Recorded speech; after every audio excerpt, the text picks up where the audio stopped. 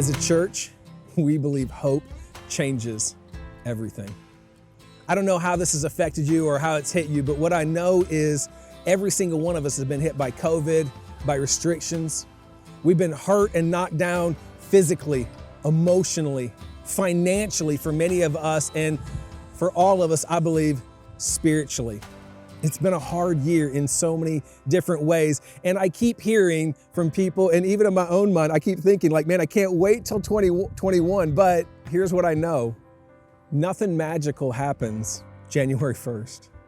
I mean, I hate to break the bubble to you, but the only time things change is when people do stuff. When somebody decides enough is enough, we're gonna intervene, we're gonna be the change. And I believe the church, the local church, is meant to be the change. Our passage this year for Let Hope In is from Romans 4, and it's talking about Abraham. And it says of Abraham, in hope against all hope, he believed. That's where we're at as a church. That's where we're at as a community. I think that's where we're at as a nation, that against all hope, we're called to have hope.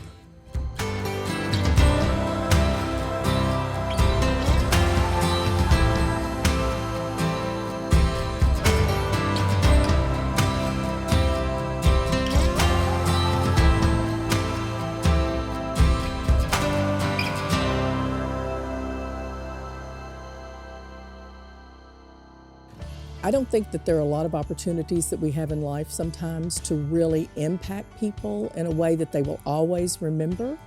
And every year we've tried to do something different. So whether it was giving away a car to a family with a child that had a serious medical condition and did not have any heat in the car, or sending an incredible family of missionaries to Disney World, all expenses paid, so they could ride roller coasters, which they'd never done when they were serving.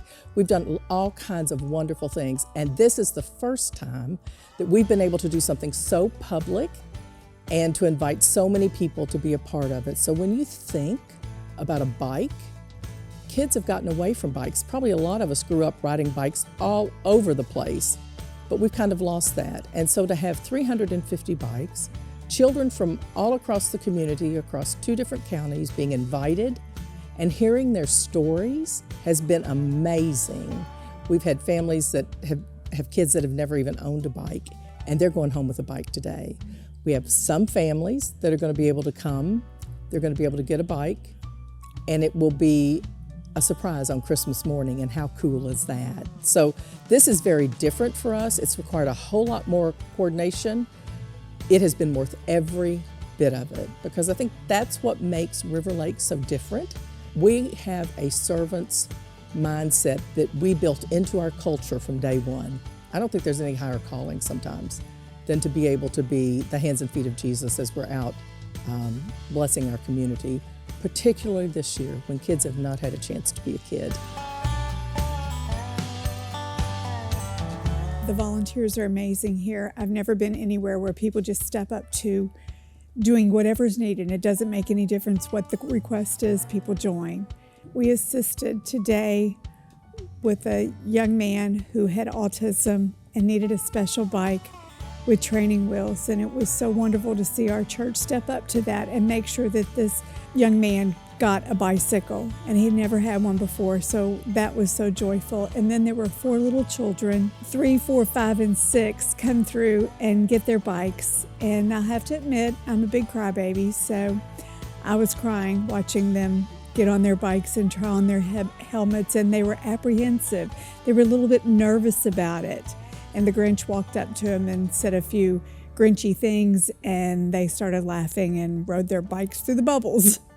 It was a blessing for us to be able to do this for our community, for the children of our community, and to spread God's love everywhere.